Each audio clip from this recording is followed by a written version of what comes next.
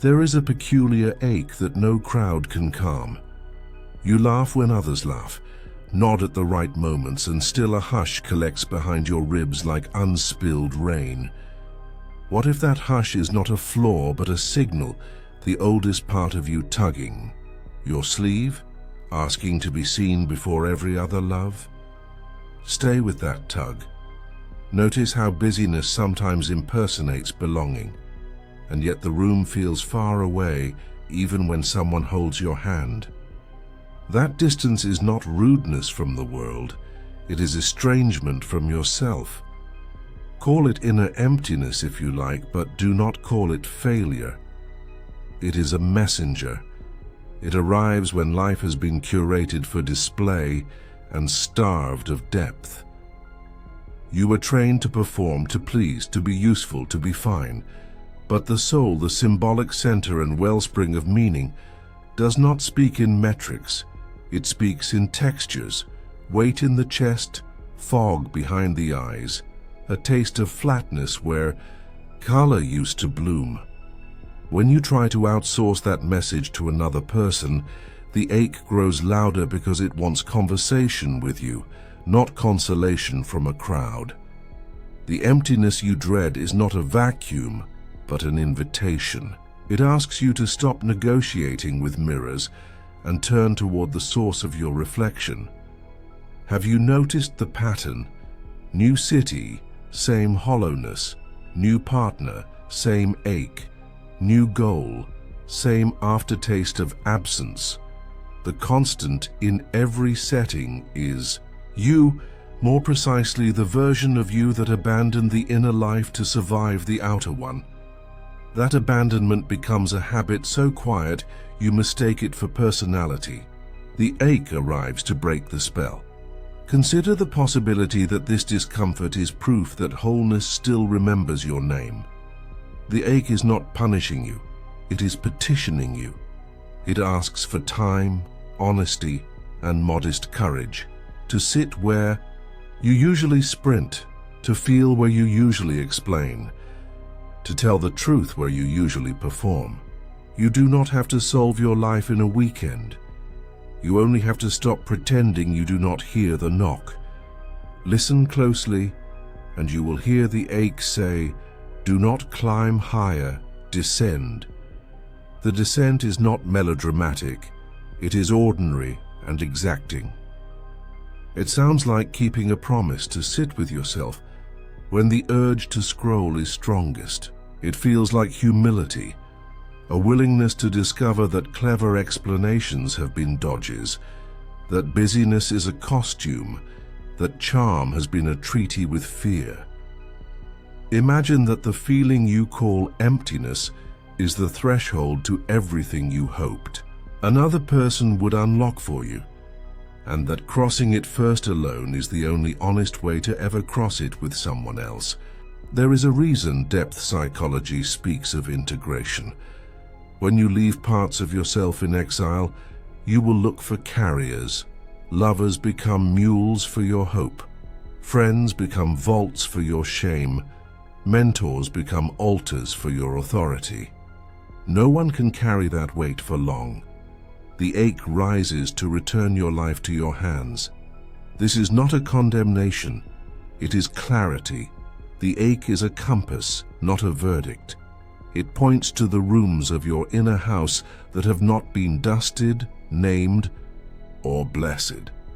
There you will find the timid child who learned to appease, the vigilant guardian who equates closeness with risk, and the performer who confuses applause with oxygen. These are not enemies. They are loyalists who kept you alive. But loyalty without integration becomes a prison. Integration asks for something different. Gratitude, boundaries, and a seat at a larger table where tenderness and strength converse rather than take turns wearing the crown. Picture a bond that does not collapse when fantasy does. Picture a presence that does not depend on rescue missions or perfect resonance. That kind of love begins in a room without spectators, where you meet what you have postponed. Stay. Breathe. Let the ache finish its sentence. It says, I am the part of you that refuses to be outsourced. It says, I am the silence that cures the noise.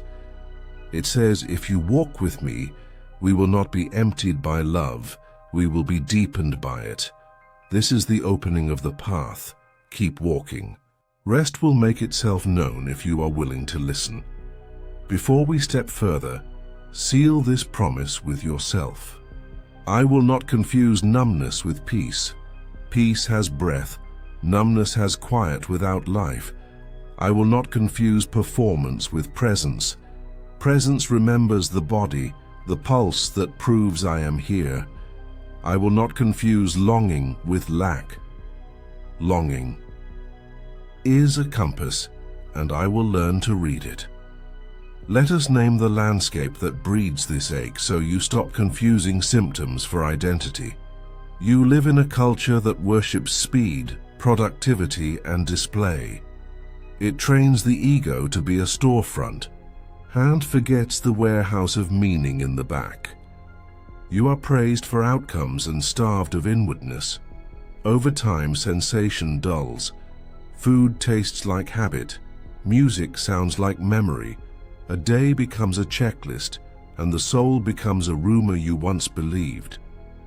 This is not melodrama. It is ordinary. Life for many. People who seem accomplished describe a hollowness that no accolade relieves. Achievement stacks like bricks, yet mortar, the binding substance of meaning, goes missing. When the symbolic life is neglected, psychic nutrition fails. Boredom spreads like fog. Fatigue lingers even after rest. A thin despair appears, the kind that does not cry out, yet drains color from the hours. Dreams flatten. Language grows vague because truth would disrupt efficiency. You perform competence while grieving a life that feels like a well-designed waiting room. What if nothing is wrong with your capacity for joy, only your strategy for finding it? You were trained to chase stimulation instead of meaning. Stimulation spikes and crashes. Meaning roots and grows. Stimulation requires novelty. Meaning requires relationship, especially a relationship with the parts of you that do not speak in metrics. When meaning is present, simple moments deepen. Tea tastes like weather. A walk turns into conversation with place. Solitude changes from sentence to sanctuary. Your capacity to love is intact. The trouble lies with the terms you have accepted. You were taught to search outside for what must be grown within: coherence, groundedness, imaginative depth. Without these, intimacy becomes a workaround. Partners become providers of states you refuse to generate for yourself, such as safety, wonder, and tenderness toward your own weakness. When they cannot deliver on demand, disappointment masquerades as betrayal. Then begins the restless shuffle toward the next promise, which repeats the pattern at a new address. Consider the small mechanics of amnesia. You curate a persona, the polite, competent outline that gets hired, liked, and invited back. Persona is useful. It is not evil. It keeps society running. But when a persona becomes a home rather than a doorway, life is lived at the surface of the skin. Depth frightens because depth cannot be controlled. Depth exposes contradictions: the helper who resents, the achiever who aches, the charmer who longs to rest. Depth asks you to surrender the pose that once kept you safe. What would happen if you gave the same devotion to your interiority that you give to your calendar? What might return if you went without distraction long enough to hear an original thought rise from the well? The inner world is not chaos when listened to. It is a parliament of parts. They need dialogue, not domination. When a single voice, the hustling ego, monopolizes the floor, life becomes monotone. You cannot harmonize with another person if you silence your inner choir. The remedy begins with meaning, not more activity. Meaning is not a mood, it is a relationship to your own depths. It grows through symbol, ritual attention, honest language, and the courage to feel what is inconvenient. Meaning reorganizes time. An hour becomes generous again. A conversation becomes discovery rather than performance. Even solitude turns companionable, because you learn to be with yourself without demanding entertainment. The point of inner work is not self-absorption, but self-connection. Self-absorption circles around the ego like a mirror maze. Self-connection opens a window to the deeper currents that move your life. When connection to self strengthens, you stop treating relationships like emergency rooms. You stop rushing to people with wounds you have not cleaned. You start arriving as someone who has met their own hunger and can therefore share, not seize. Observation supports this. When people lose contact with sources of meaning, they reach for substitutes, noise, novelty, numbing. The substitutes work, briefly because distraction impersonates relief. But relief without relationship dissolves fast. Meaning, by contrast, builds tolerance for weather. It bears frustration without collapse. It makes delight feel earned rather than stolen. Practice noticing what quietly enlivens you. Not the spectacle, but the afterglow. What still feels nourishing hours later. Then audit what drains you as it wins applause. Your nervous system keeps ledgers with brutal honesty. You can read them. The aim is not to withdraw from the world, but to return with a center. A centered person is not less ambitious. They are differently ambitious. They aim for coherence first, outcomes second, trusting that coherence breeds sustainable action. From that posture, connection stops feeling like a break from life and becomes the way you live it. Alert, honest, generous, and fiercely alive. Now we turn to the pattern that tangles so many hearts: projection. When parts of you remain unacknowledged, they do not vanish, they vote in secret. You meet a person and feel a surge that seems like destiny. Often it is familiarity, the psyche, recognizing a symbol it longs for. Without noticing, you assign roles no one agreed to play: healer, protector, ideal parent, lost twin, living proof that you are enough. The early glow is real, yet not fully about them. It is your imagination lighting the room. Ask yourself whether you are falling for a person or for a picture your psyche painted. Often it is both. The work is not to banish imagination, but to befriend it without letting it impersonate reality. Charm has a job to lure you into intimacy's classroom. Eventually the lesson changes, and you must move from projection to presence, or be graded by heartbreak. Deep patterns live in every psyche, organizing images of care, courage, wisdom, eros, and authority. When these patterns are split off, they look for carriers outside. A partner becomes the repository for your softness or your strength. A boss stands in for the parent who scared you or the one who saved you. Friends are cast as allies in an ancient quest you have not admitted to yourself. None of this makes you manipulative. It makes you unfinished. What breaks your heart is rarely the person, it is the collapse of your assignment for them.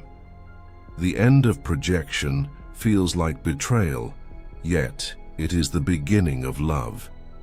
When the fog lifts, you finally see the human being in front of you, glorious and limited, luminous and learning just like you. If you can stay through that adjustment, Intimacy becomes a meeting rather than a reenactment. Examine the everyday choreography. You feel unseen and demand more attention, yet you have not practiced seeing yourself. You fear abandonment and test the other, yet you abandon your own boundaries whenever you crave approval. You resent control and then try to control closeness to minimize risk. These loops are not defects, they are messages. Each loop points back to a part of you that wants integration, the watcher who predicts hurt, the child who bargains, the judge who mistakes intensity for truth. Naming brings mercy. You are not wrong for longing. You are human, and longing is the soul's gravity. Longing turns cruel when it drafts other people into roles they never auditioned for. Clarity returns when you recall a simple order: integrate first, relate second. The more of yourself you claim, the less you demand from a partner's reflection. Paradoxically, love grows when you ask less of it and bring more of yourself to it. Practice projection. It is not cold detachment, it is warm accuracy. Notice the story you are placing on the other and say, "This is my image, not their obligation." Ask, "What am I avoiding in me that I am pursuing in them?" Honor attraction without worship. Grieve illusions without vilifying the person who could not carry them. Slowly, the nervous system learns that intimacy can include uncertainty without equaling danger. Try a quiet exercise. When you feel a surge of meaning around someone, pause and ask 3 questions. First, what quality are you tasting through them that you have exiled in yourself? Second, what fear would meeting that quality inside you force you to face? Third, what small practice would let you grow that quality without making the other its custodian? Write your answers and let them be imperfect. Even the attempt reroutes destiny because it returns authorship to you. Antagonists reveal projections as clearly as beloveds. The person you cannot stand may be carrying your disowned authority, your unapologetic no, your refusal to charm. Resentment often guards a locked room in the inner house. When you crack that door with curiosity, the heat drops. You stop needing a villain to feel strong. You stop needing a savior to feel soft. You discover that strength and softness coexist. When you allow them to share oxygen, reframe conflict as a lesson in accuracy rather than a verdict on love. Accuracy is intimacy's kindness. It swaps dramatics for descriptions such as, "When plans change last minute, I feel unconsidered and withdraw." Or when energy spikes, "I need a breather, then I return." Description invites repair. Drama breeds distance. Accuracy opens the door that keeps being missed, the door where 2 clear people can actually meet. In that space, influence becomes honest rather than covert. You can admire without surrendering yourself, question without shaming, and change together without pretending perfection. Projection loosens its grip, and presence takes the seat it deserved from the beginning, steady enough to hold difference and devoted enough to grow through it. Every honest path inward passes through the same gate, individuation, the lifelong work of becoming a coherent self. Think of it as inner diplomacy, where once siloed parts learn to speak, trade, and collaborate. The goal is not perfection, it is wholeness. Wholeness does not mean never hurting. It means you can hurt without fracturing into strangers. It means tenderness and strength sit at one table. Begin where the signal is loudest. Start with the symptom that returns, the Sunday dread, the flatness after achievement, the panic when someone gets too close. Ask it to tell you its history. When did it first arrive? What job did it take on to protect you? What does it fear would happen if it retired? Write the answers, then say thank you. Gratitude disarms defensiveness. From there, update the contract. I need your vigilance sometimes, not all the time. I need your charm at some doors, not at my own dinner table. I need ambition with a conscience, not as a substitute for belonging. Meeting your shadow is less frightening than it sounds because it has been waiting to be welcomed, not punished. The qualities you envy in others are seedlings of capacities you have not watered. Individuation turns envy into instruction. It turns triggers into maps. It turns the ache into an altar where honesty is the ritual and attention is the flame. 3. Practices anchor this work. First, truthful language. Call things by their right names. Not I am dramatic, but I am afraid of being left, so I escalate. Not I am fine, but I feel numb and I want to care again. Second, symbolic attention. Treat dreams, slips, and sudden images as messages rather than accidents. Keep a record. Notice patterns and ask what each image restores or resists. Third, balanced polarity. Welcome complementary energies. Assertion and receptivity. Analysis and imagination. When one exiles the other, life grows rigid. Balance lets you act without erasing softness and receive without abandoning your spine. As you practice, time changes texture. Pauses lengthen without panic. Desire becomes specific rather than hungry. Boundaries stop sounding like walls and start sounding like agreements with yourself. You make fewer promises you resent and more that you can bless. Apologies turn reparative rather than theatrical. Forgiveness stops being amnesia and becomes memory with softness. Nothing you meet inside is an enemy when you meet it with responsibility. Responsibility is not blame. It is responsibility, the capacity to respond with clarity instead of compulsion. From that stance, relationships shift. You ask for what you need without auditioning for it. You receive what is offered without turning it into debt. You say no without inventing a villain. When rupture comes, and it will, you repair rather than rewrite reality. In confusion, remember this sequence: regulate, relate, reflect. First, help your body come home. Breathe slower than your urgency. Soften the jaw, lengthen the exhale. Second, relate to the feeling as if it were a guest. You are allowed here, and you will not drive. Third, reflect. What story appears when this feeling speaks, and what truer story wants to replace it? Sequence brings dignity to distress.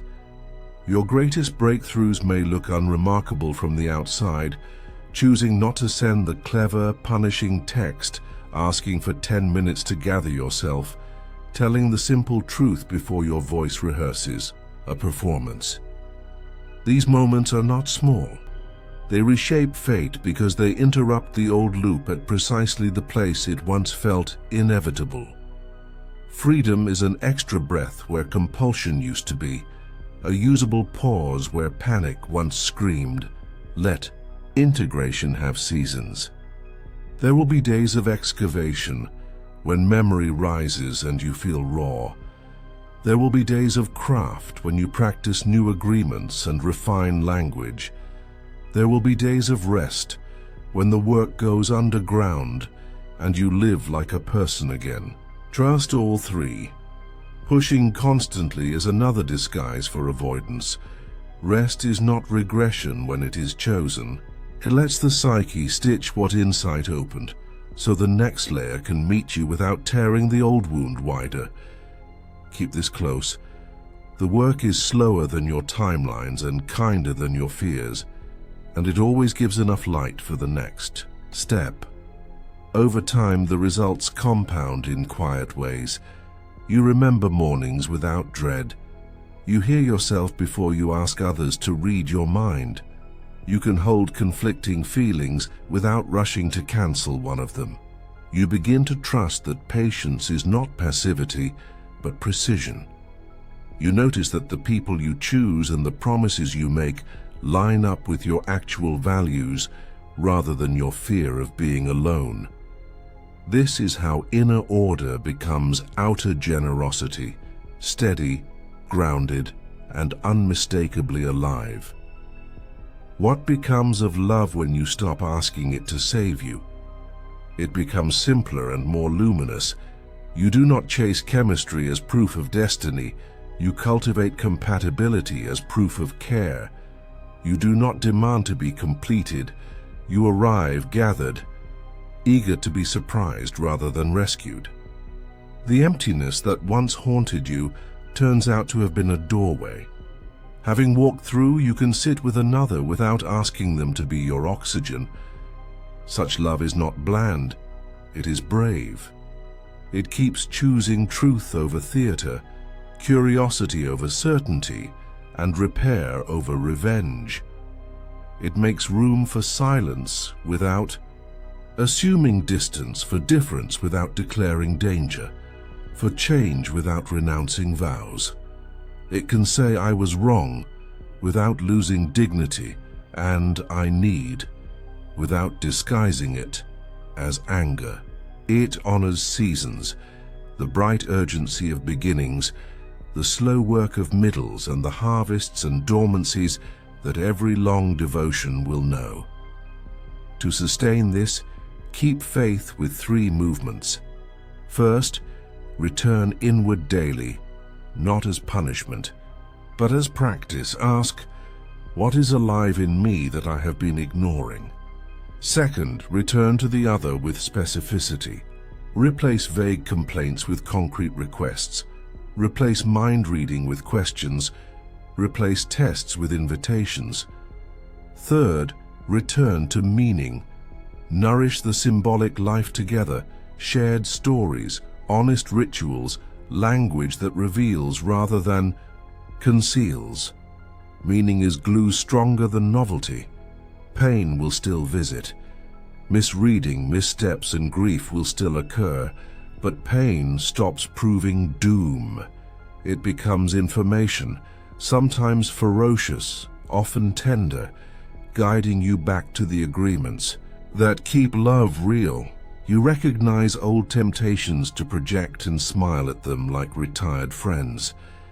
You notice new desires and greet them like weather passing through a sky that is finally yours. You stop treating intensity as a verdict and start treating it as daughter. Make a private vow you can keep without witnesses. I will not abandon myself to keep connection. I will not abandon you to protect my image. I will not turn longing into a weapon. I will make my interior life hospitable so that my presence is safe to approach. I will practice accuracy and let affection grow on that sturdy root. I will measure love not by how much it fills me, but by how much it frees me to become truthful. When you stop outsourcing your wholeness, you stop outsourcing your joy. Joy begins to rise from ordinary moments.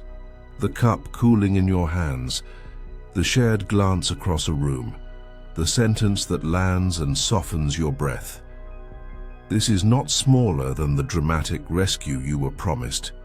It is richer. It is hospitality toward reality. It is the sacred fire tended within, quiet and bright, able to warm others without burning them for fuel. If this message stirs recognition, pause. Ask what one faithful act would honor it today. Perhaps it is a boundary, a confession, or a pause long enough to hear your own voice return. Carry that act into your next conversation. Let it alter how you listen, how you ask, how you promise. Let it revise the story you tell about emptiness, turning it from an enemy into a guide that brought you home at last. This is a threshold, not a finish. Keep walking with eyes inward and arms open. Meet others as travelers rather than saviors. Offer presence, receive presence, and let both be imperfect without withdrawing your heart. The work continues, but the ground is different now, steady underfoot, lucid in the mind, generous to the touch. Stay awake, stay kind. And if you forget, begin again right where you are, because wholeness is not a destination, it is the way you travel. When two people practice this, community becomes possible. Not a fusion that erases difference, but a companionship that honors it. You exchange clarity like gifts. You refuse to weaponize vulnerability. You negotiate, a reality rather than fantasy. You admit influence and still keep responsibility with the one who must carry it. You become students of each other's nervous systems, what soothes, what startles, what signals delight. You learn the art of pacing, moving close, resting apart, returning with freshness that trusts the bond rather than testing it. Remember the beginning, the ache that felt like a verdict. It was a teacher. It kept knocking because it refused to. Let your life be smaller than truth. Thank it, keep learning, keep repairing. Keep choosing presence over performance, meaning over noise, accuracy over drama, devotion over spectacle. This is how emptiness turns from a rumor of doom into a well of clarity you can draw from for years. Begin again and bring someone along. Carry water for the inner fire, and it will carry you through storms and seasons.